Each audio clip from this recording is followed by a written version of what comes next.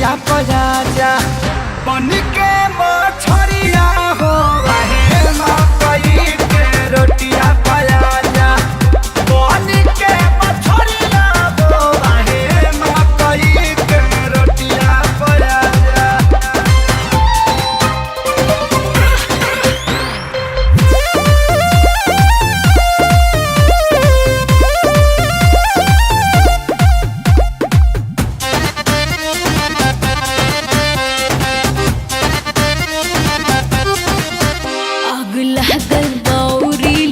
लाज शहरों को छोड़ो महक जाएगा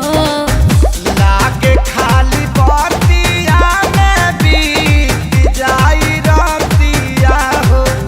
पानी बिना मेहिया के सूखा ता धरतिया हो बिचवे समुंदर से राजा कोई किनारिया हो मकई के रोटिया पजा जा बन के मछरिया हो रहे मकई के रोटिया पजा जा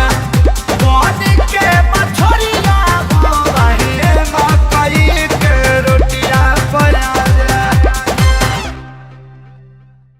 चढ़ली जवनिया परोसी लेके आव खरिया हो मकई के रोटिया पजा जा